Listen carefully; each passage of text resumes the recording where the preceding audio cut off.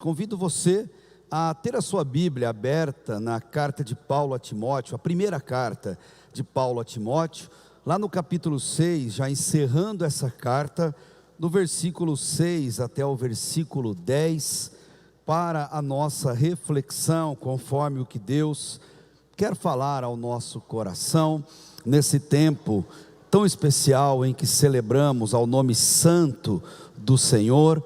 Estamos prosseguindo em nossa série, os mandamentos da graça de Deus, e se você pode estar acompanhando todos eles, todos estão lá no nosso canal do YouTube, você pode ver em sequência.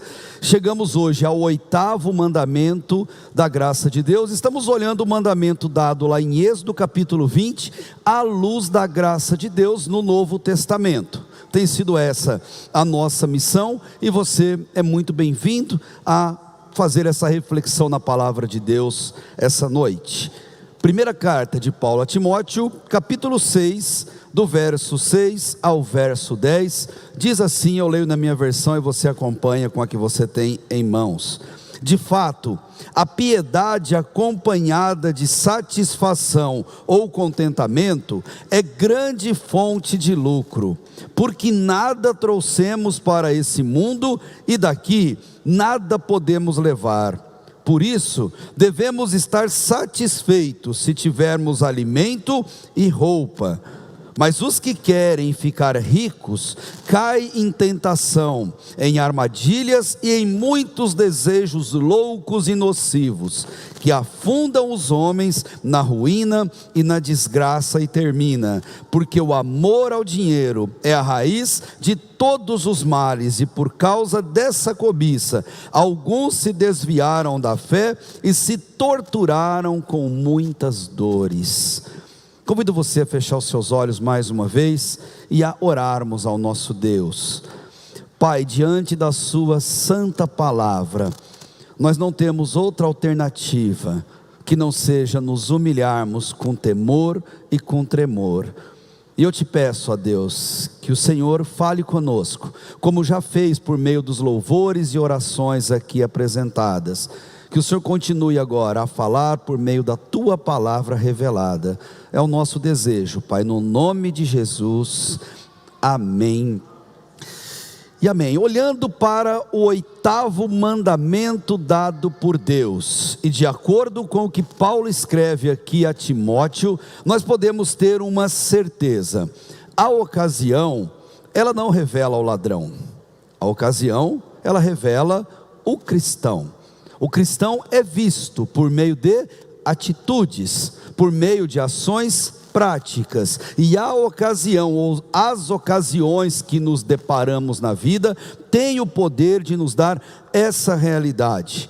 Se tem uma coisa que nós já aprendemos com os mandamentos até esse ponto em que nós chegamos, é que a vida conta muito mais do que o louvor. Quando eu digo a vida, eu digo a vida cristã, ela é feita de ações práticas, de ações reais, porque Deus exige isso de nós. Não é à toa que os últimos mandamentos vão começar com um não, justamente para que a gente não tenha determinadas atitudes que ferem a vontade santa de Deus. Ao cristão, ele deve demonstrar a sua fé. O cristão, ele tem que ser muito mais do que parecer. Em resumo, prova-se que você é um cristão verdadeiro por meio das suas atitudes éticas, morais, espirituais, diante de Deus, mas também diante das pessoas. E é exatamente por isso, é exatamente para isso que Deus amorosamente nos concedeu mandamentos, verdadeiras ordens, que se seguidas à risca, se seguidas de maneira correta, elas têm o poder de nos garantir boa qualidade de vida social, boa qualidade de vida espiritual. E Deus chegou para o povo que Ele havia libertado do Egito, 3 meses depois de atravessarem o Mar Vermelho, E quando ele deu os mandamentos, ele colocou na segunda placa de pedra o que está escrito em Êxodo capítulo 20, versículo 15: não furtarás. Talvez o mandamento mais ético dentre os 10 mandamentos que temos nas placas que Deus deixou. E esse mandamento, para que a gente possa entendê-lo com mais clareza, ele está ligado à nossa convivência com as pessoas, a convivência com aqueles que estão à nossa volta, e está ligado íntima e diretamente com um valor chamado honestidade. E o que é honestidade? É amar ao próximo, respeitando o patrimônio que o próximo conquistou, como fruto do seu próprio esforço. Se pudéssemos resumir, seria mais ou menos assim: o que é do outro não é meu, e ponto final. Não me pertence. Deus não quis dar a mim, Ele quis dar a outro. Glórias a Ele por isso. Deus tem propósitos eternos em tudo. Se Ele não me quer morando em uma mansão, glorificado seja o nome do Senhor. Se Ele não me quer tendo iate, aviões ou Ferraris na garagem, glorificado seja o nome do Senhor. Ele tem o controle, é dono da prata, é dono do ouro, e como filho de Deus, nós nos sujeitamos à vontade que Deus tem para a nossa vida. Honestidade na vida social e cristã é valor inegociável. Permita-me dizer isso para você: não existe cristão desonesto. E você talvez vai lembrar: opa, eu conheço um cristão desonesto. Então deixa eu dizer para você: ou essa pessoa não é honesta de fato, ou ela não é cristã, porque não existe filho de Deus desonesto. Salvação se percebe, salvação se vê. E uma das maneiras de se conhecer alguém verdadeiramente salvo é essa pessoa honesta. Tem muita gente boa, honesta, que não é cristã, mas todo cristão necessariamente é uma pessoa honesta, porque honestidade é marca de alguém salvo. Nós crescemos e aprendemos lá atrás com nossos pais a dizer assim: desta água, nunca diga desta água eu não beberei. Mas com relação à honestidade, eu posso garantir a você, nós devemos dizer sim: desta água nós nunca poderemos beber. O cinema, as artes, eles ajudam muito a incutir na nossa mente a desonestidade como forma de vida, como meio de se ganhar a vida, como uma coisa legal, louvável, como uma coisa aceitável, e chega a nos fazer achar que é normal subtrair alguma coisa de alguém, desde que esse alguém tenha muito, e a gente tem menos e precisa de uma vida melhor. Há não muito tempo lançaram-se uma série pelo canal da Netflix chamado La Casa de Papel. É um exemplo clássico de incutir na nossa mentalidade. E essa série não para de sair temporadas, porque nós amamos a desonestidade. Achamos lindo quando o bandido vira mocinho, achamos maravilhoso e aplaudimos quando o ladrão se dá bem, quando os policiais são patéticos na série, e quando os bandidos que contam uma história de vida pesada, ruim, tenebrosa, mas que vão até um lugar que tem muito dinheiro, Casa da Moeda Nacional, no caso da Espanha, e eles conseguem os seus objetivos, e além disso, ainda ganham favores emocionais, ainda ganham parceiros sentimentais, e saem de bonito na história. Tem momentos na série que personagens são mortos, e a série demonstra aquilo como um ato heróico, todo mundo se reúne, todo mundo chora, e você que prega honestidade, chora do outro lado da tela, de pena, de dó daquele herói que morreu, lutando pela causa. Robin Hood, famoso, mitológico até, esse herói da literatura antiga, Praticamente não tem um ator galã famoso que se torne tão famoso sem gravar um filme de Robin Hood. Esse filme, toda hora tem alguém famoso gravando ou filme ou série. E nós conhecemos a história. Robin Hood é um guerreiro famoso que rouba dos ricos, dos nobres, para distribuir às pessoas pobres. E nós achamos legal isso, porque o motivo dele é um motivo nobre, é um motivo que agrada ao nosso coração.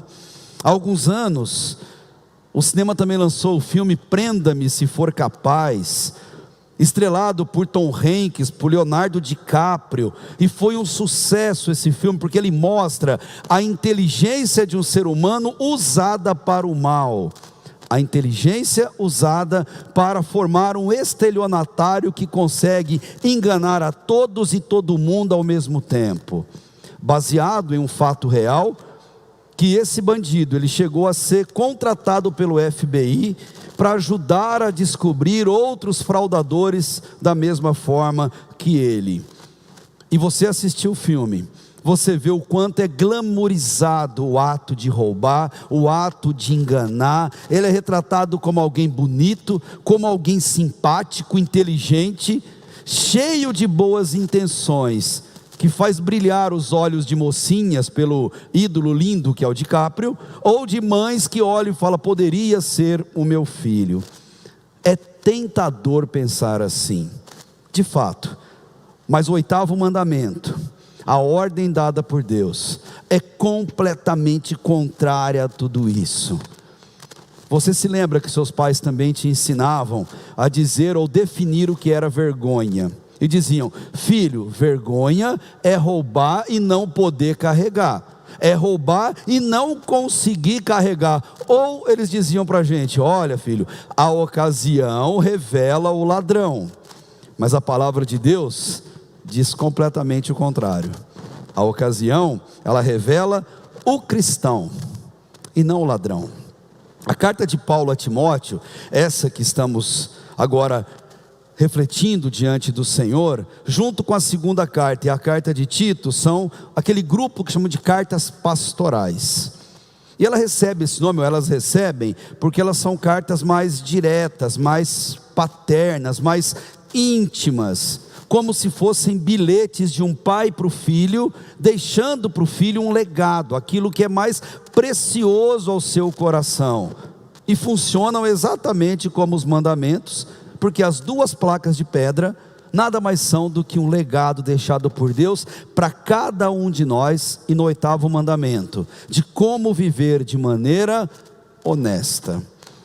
E queridos, por trás de todo mentiroso, por trás de todo hipócrita, por trás de todo estelionatário, seja na igreja ou fora dela, porque ambos os ambientes estão lotados deles, está a forte motivação de lucro, de ganância pelo dinheiro, de desejo de ter mais, ainda que necessário seja passar por cima das pessoas.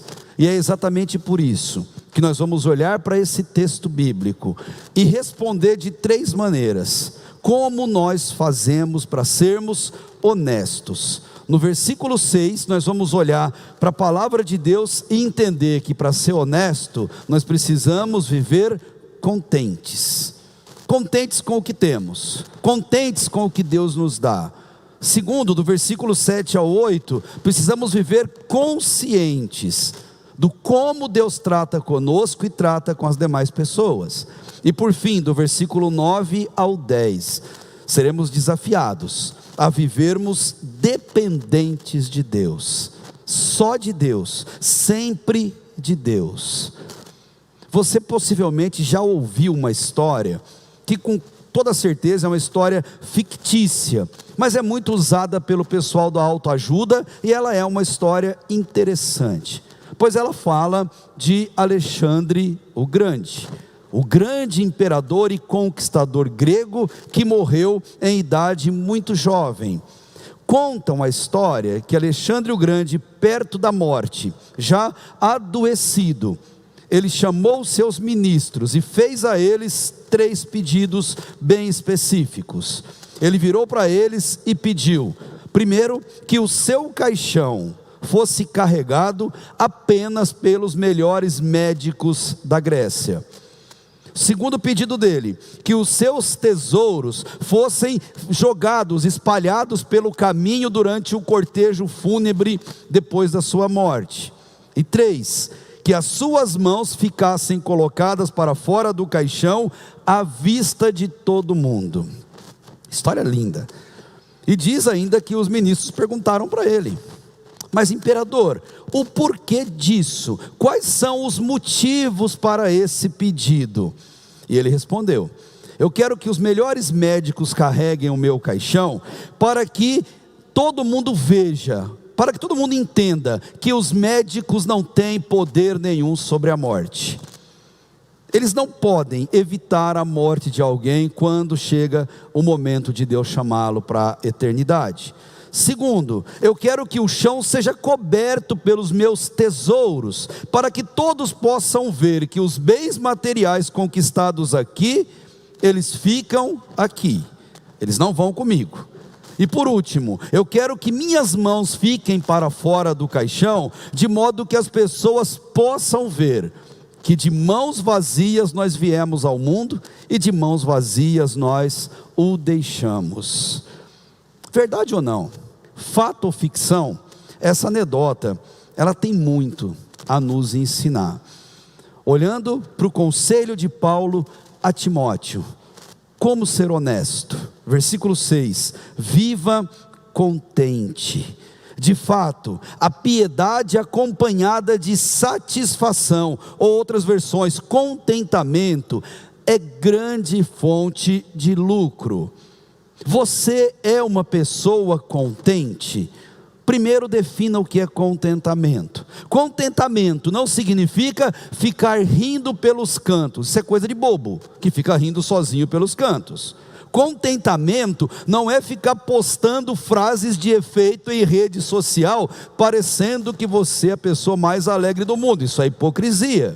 A nossa alegria, ela flutua, como disse John Piper. As nossas alegrias, elas estão sujeitas aos ataques de Satanás. O que é contentamento para Deus está ligado à autossuficiência. Contentamento é um estado de espírito de uma pessoa que não se abala com as circunstâncias em sua volta.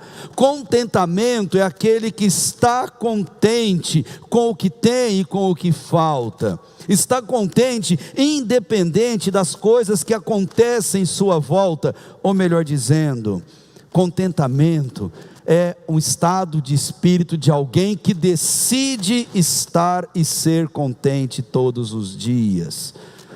Ele levanta de manhã, faz o seu tempo devocional, e ele diz a Deus: Deus, hoje eu quero viver o meu dia contente, não dependendo de, mas eu quero estar contente apesar de o que for acontecer no meu dia.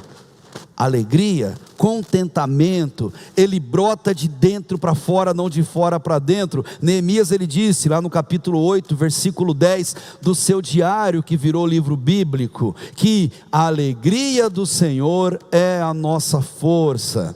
A alegria que vem de dentro, que jorra e não depende de ter mais, não depende de ganhar mais e não depende de perder menos diante das coisas que acontecem em nossa volta. Contentamento é alguém realizado com o que tem. Você se sente realizado com o que você tem? Você é uma pessoa contente. O contente agradece pelo que tem. O frustrado reclama por aquilo que não tem. E quem escolhe reclamar, ele vai reclamar pelo que não tem agora, e mesmo vindo a ter, ele continuará reclamando, porque ele sempre vai querer mais, porque ele depositou a sua felicidade nas coisas e não em Deus. Contente é alguém que não modela a sua vida pelos outros. Uma pessoa contente não olha a vida do outro e diz: se o outro tem, eu também preciso ter. Contente é aquele que não olha para o outro e diz: se o outro se veste assim, eu também preciso me vestir assim. Contente é aquele que não comete fraude a qualquer tipo de imposto que a gente tem que pagar.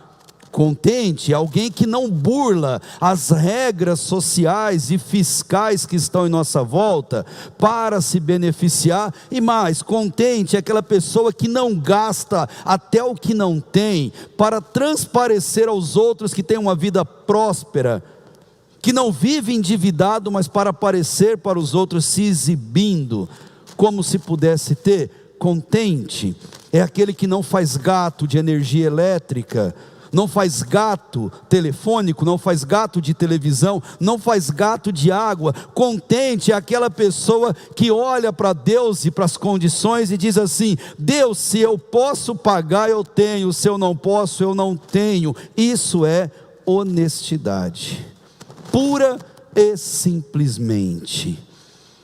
E eu quero lembrar você que está aqui, a você que está em casa, olhando para esse mandamento. Deus não deu o 8º mandamento como uma forma de castigo, de coação, de jeito nenhum, mas como uma forma amorosa de ensinar aos seus filhos a depender dEle, a viver contente nele.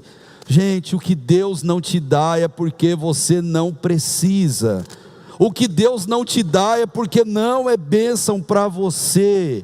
Pode ser bênção para o outro, mas não necessariamente é bênção para você. E por isso Deus está te poupando de problemas, te poupando de situações complexas. E Paulo, ele vira para Timóteo e fala para ele exatamente isso: Timóteo, a piedade acompanhada de contentamento, com certeza, é grande fonte de lucro.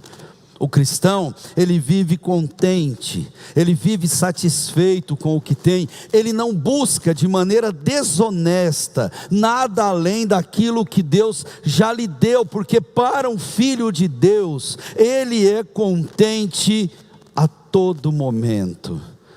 Paulo ensinou isso pelo menos por 2 vezes, deixou isso muito claro em 2 Coríntios 9, versículo 8, quando ele disse: e Deus é poderoso para fazer abundar em vós toda a graça. E olha que interessante: a fim de que, tendo sempre em tudo toda suficiência, abundeis em toda boa obra.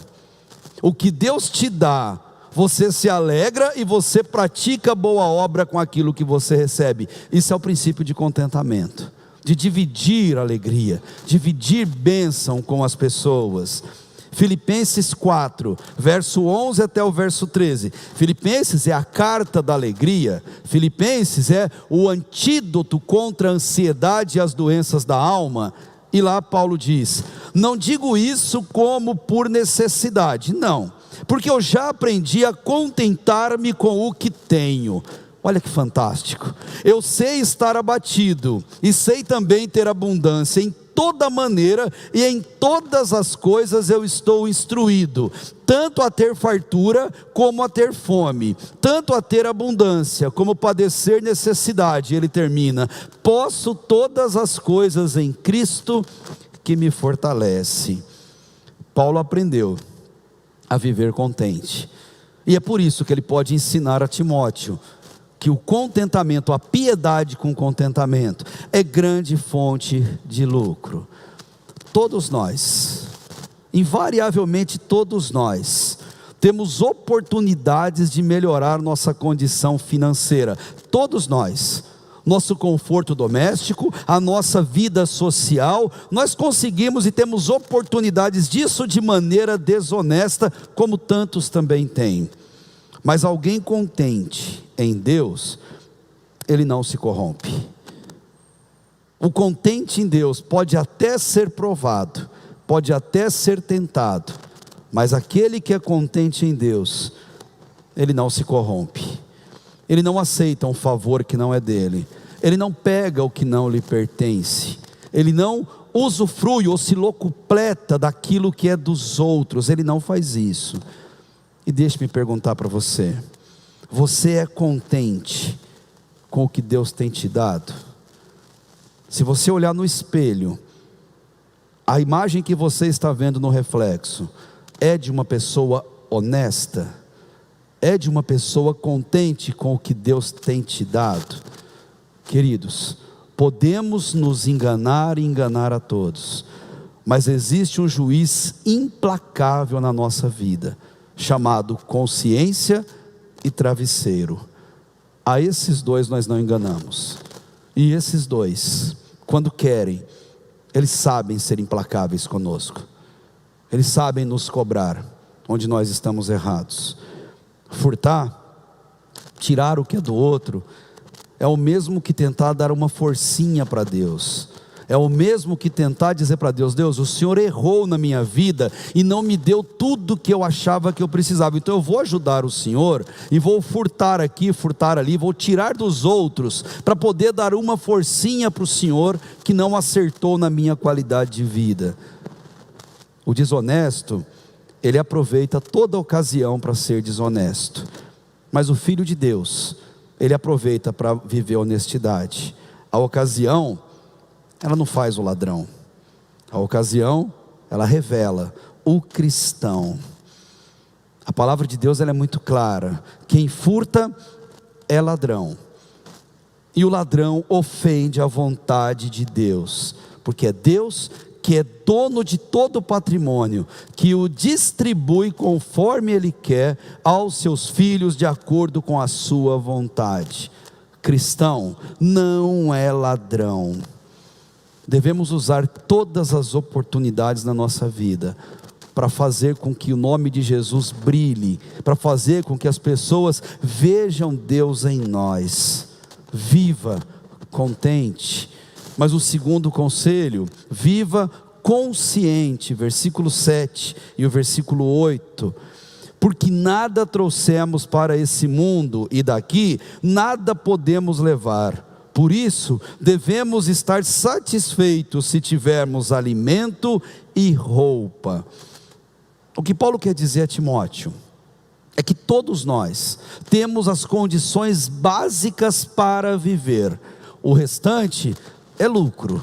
O restante é um adendo que Deus nos concede à medida que nós temos condições de usar, usufruir e abençoar outras pessoas no reino de Deus. Mas o básico, o necessário, o que comer, o que vestir e um teto para morar, isso Deus concede a todos nós. O que ele está ensinando aqui, Paulo a Timóteo, é o óbvio. Não há quem não saiba disso. Não podemos levar nosso patrimônio para o céu. Nada do que temos aqui vai com a gente para o céu. A sua casa, por mais linda que seja, por mais caro que seja o porcelanato que você colocou nela, por mais lindo que sejam os quadros espalhados pela casa, você não vai levar a sua casa para o céu. E mulheres, tem mulher que gasta a vida com um paninho, cuidando e limpando, não vai levar para o céu. A sua casa vai ficar aqui. Você não vai levar. O seu carro pode ser lindo, turbinado, pode ser última geração, pode ser tipo Velozes e Furiosos, você pode sentir um Toretto, um Vin Diesel, pode sentir à vontade, mas você não vai levar seu carro para o céu. Aquela porcelana linda que você ganhou no dia do seu casamento, 50 anos atrás, que você nunca tirou da caixa, está lá guardadinho, bonitinho, afinal de contas tem que guardar, né? Porque vai que quebra, vai que você recebe uma visita com a criança e quebra a sua porcelana, você não vai levar a sua porcelana para o céu. E se você não usou, você desperdiçou a sua porcelana linda e maravilhosa. E sua coleção de carrinho, de moeda, a sua coleção, seja lá do que for, não vai com você para a eternidade, de jeito nenhum. E eu vou dizer algo que vai deixar você decepcionado: nós não entraremos no céu com a nossa roupa de marca. Dudalina ou não vai para o céu com a gente. Aliás, quando você partir dessa vida, nem você mesmo tem o jeito de escolher a roupa com que você vai ser sepultado. E geralmente a mais excelentinha que vão colocar em você, você pode ter certeza disso. Não entramos no céu com as nossas joias, sejam de ouro, de prata, de pedras preciosas, são lindas e maravilhosas, mas você não vai levar elas para a eternidade. E me desculpe dizer isso para você, você não vai levar para a eternidade o seu pet, que você ama, chama de filho e trata como uma criança. Você não vai levar. Os egípcios, os pagãos é que pensavam assim. E quando eles morriam, eles colocavam todas as joias, os animais de estimação, e eram colocados em sarcófagos para eles usufruírem na próxima vida. Gente, patrimônio que Deus te deu é para usufruto nessa vida, é para ser regozijado nessa vida, dividido com pessoas nessa vida, e viver iludido é um grande erro. Nu você veio ao mundo, e nu você vai deixar esse mundo. Inclusive, nu você será manipulado por pessoas que você nem conhece em alguma funerária onde você viver. Completamente dependente você veio ao mundo. E se Deus permitir que você envelheça, completamente dependente de alguém você vai deixar esse mundo. Alguém vai trocar sua fralda, e não depende de você querer ou não. Alguém vai colocar comida na sua boca com uma colherzinha, e não depende de você querer ou não. Quanto mais cedo quebrarmos esse orgulho, muito melhor será para a nossa vida. É assim que Deus nos fez. É propósito de Deus na nossa vida, e quanto mais cedo a gente entender que essas coisas acontecerão conosco, melhor lidaremos com o nosso patrimônio, com os nossos ganhos. Deus é maravilhoso, e é por isso que Ele nos dá o 8º mandamento, para a gente dar o valor correto e devido às coisas. Mas mesmo sabendo de tudo isso, nós teremos muitas oportunidades para sermos desonestos, muitos. Quando alguém perder alguma coisa e nós encontrarmos, que baita oportunidade. Quando olharmos e ver alguma coisa de valor que alguém deixou sem o devido cuidado, ali vacilando, dando sopa. Tem gente que vai sentir uma comichão por pegar aquilo e pensar: nossa, a ocasião faz o ladrão. Não, a ocasião revela o cristão. Revela que você vive consciente ou não do que tudo que Deus tem te dado. Na palavra de Deus, seja consciente dessa verdade: quem furta é ladrão, e nenhum ladrão entrará no reino de Deus, salvo o convertido. Não estou falando dele, estou falando daquele que parte para a eternidade sem se arrepender dos pecados, pedir perdão a Cristo, entregar a vida a Jesus. Ele vai para o inferno, por mais que isso seja doloroso ao nosso coração. O crime organizado é fruto do livro PCC, Igreja Evangélica, essa ideia, para você entender inclusive. Eles acham que podem ser salvos por roubar, por matar, porque eles fazem em nome de uma causa nobre, porque eles são coitados sociais que lutam por ter uma vida digna.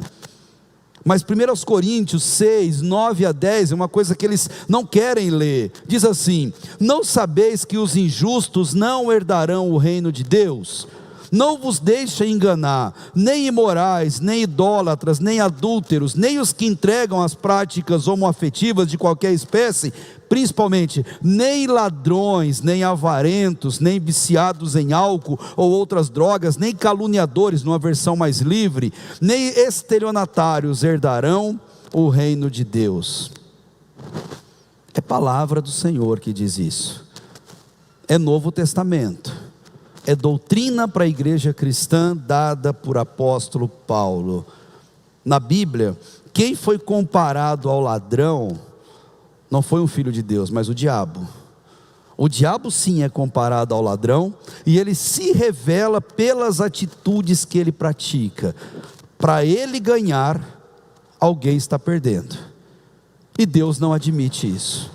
Deus não admite que um filho seu ganhe sobre a perda de alguém, de jeito nenhum.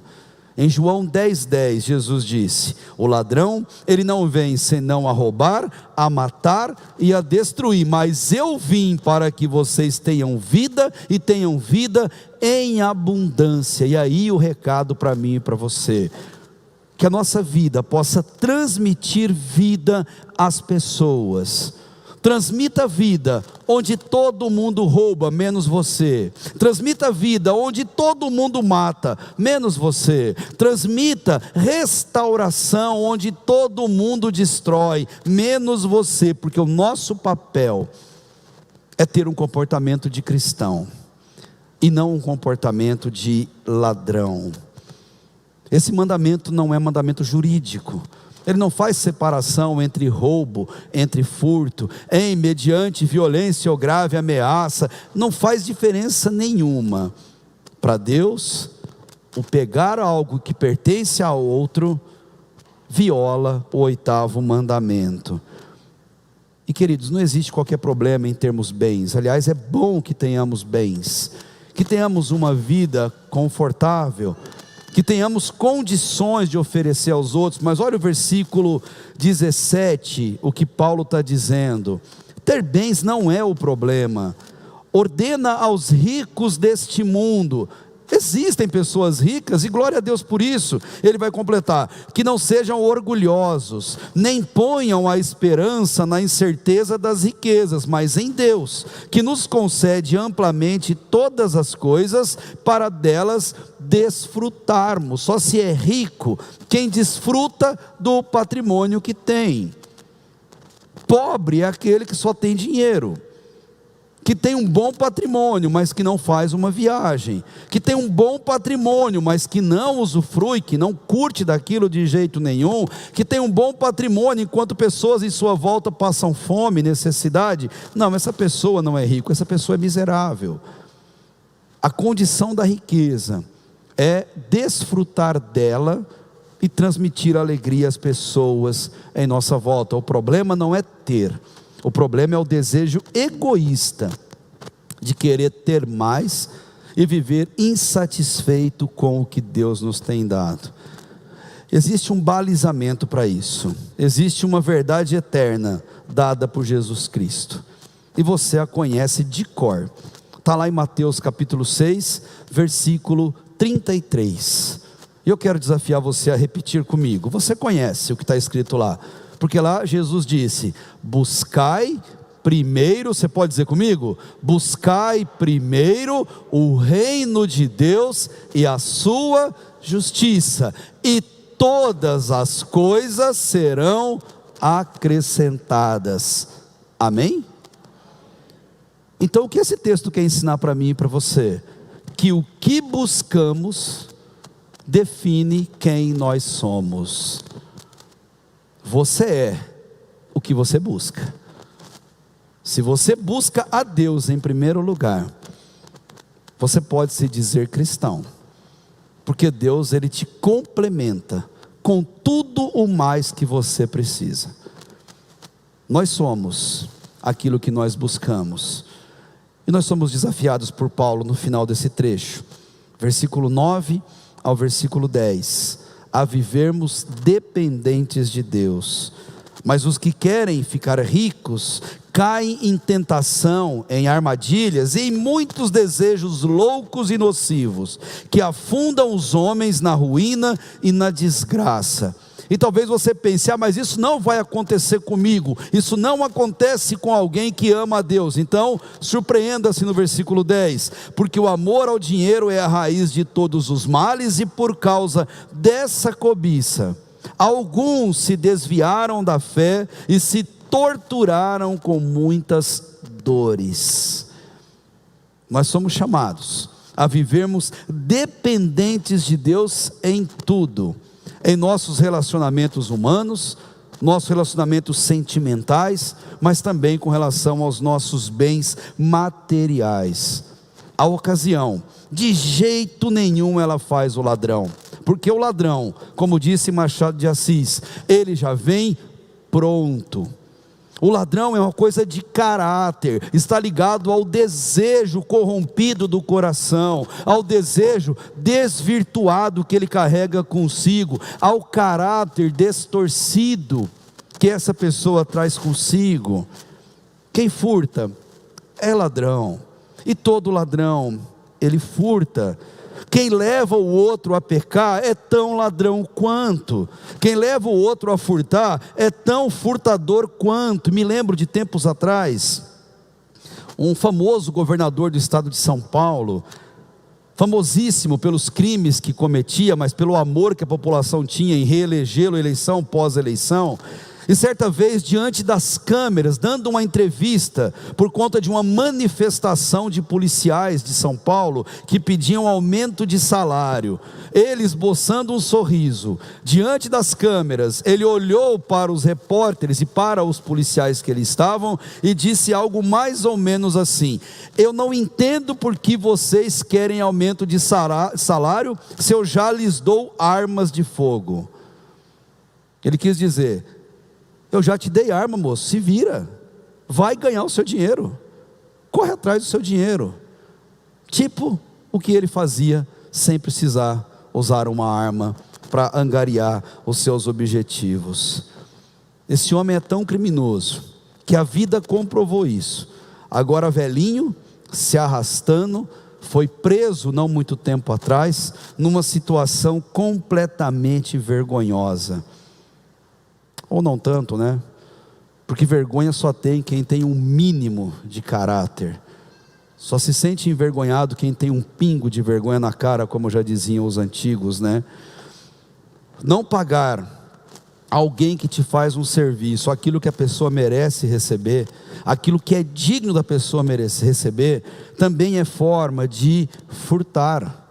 Ser preguiçoso no trabalho, como diz 2 Tessalonicenses 3,10, se eu recebo um salário para cumprir uma função e eu sou preguiçoso, eu faço mal feito, eu faço meia boca, é a mesma coisa de estar roubando o meu patrão. Se é pouco que eu recebo, que procure outro emprego, mas enquanto trabalho naquela função, eu tenho que dar o melhor de mim. Não contribuir para a obra de Deus, não devolver a Deus dízimos, ofertas, aquilo que Deus já nos deu antecipadamente, é também roubar a Deus. E nós temos que viver conscientes disso, que o desejo de enriquecer ilicitamente cria oportunidades, cria ocasiões, e a ocasião, ela revela o cristão. Quem vive no desejo desenfreado pela riqueza, cai a todo momento.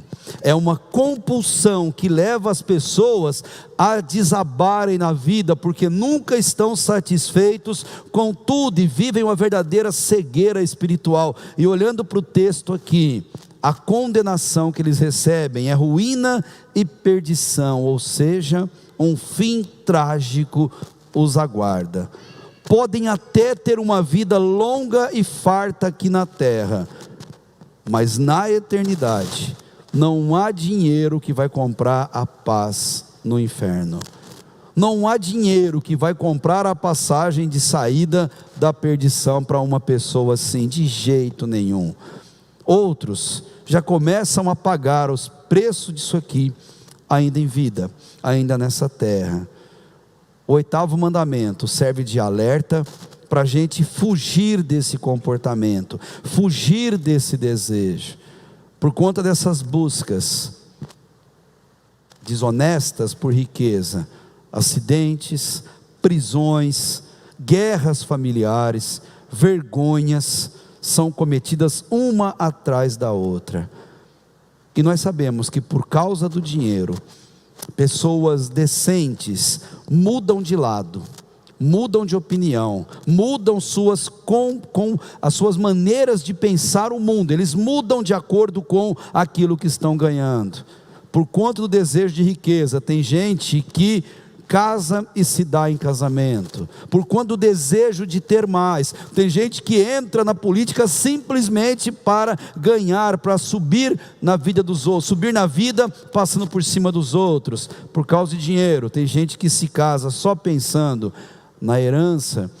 E eu já disse aqui, a melhor definição de herança é aquilo que os mortos deixam para os vivos se matarem. E por conta da ganância, muita gente se perde nisso. É verdade o que Paulo diz no versículo 10, porque o amor ao dinheiro é a raiz de todos os males. E assim, nós podemos partir para a conclusão desse mandamento tão importante, tão ético que Deus coloca na nossa vida. Todos nós temos um comportamento para conosco, para com Deus e para com as pessoas em nossa volta. Honestidade é dever. Honestidade não é opção. Honestidade se ensina desde bebê, no colo da mãe e do pai. Honestidade é um dever que todos nós temos que cumprir. Nenhum ser humano tem o direito de sonegar o que é do outro e de pegar o que não lhe pertence, de jeito nenhum. Deus, Ele repudia esse tipo de situação. E quando arrumamos desculpas para sanar os nossos desejos de querer ter mais, nós demonstramos que não vivemos contente com o que nós temos. E como disse esse sociólogo Eric Auerbach, e eu concordo muito com ele: quem não está contente com o que tem, tampouco estaria contente com o que gostaria de ter. Contentamento não depende do que nós temos. Contentamento depende do Deus que nos concede aquilo que precisamos para viver. Paulo nos desafia a pensarmos no 8º mandamento, a pensarmos na honestidade, vivendo contente com o que Deus nos dá, a agradecer por sermos abençoados com as coisas que Deus nos concede e a usufruirmos dos bens que Deus nos dá nessa vida e não na próxima, pois não levaremos para a eternidade tudo isso.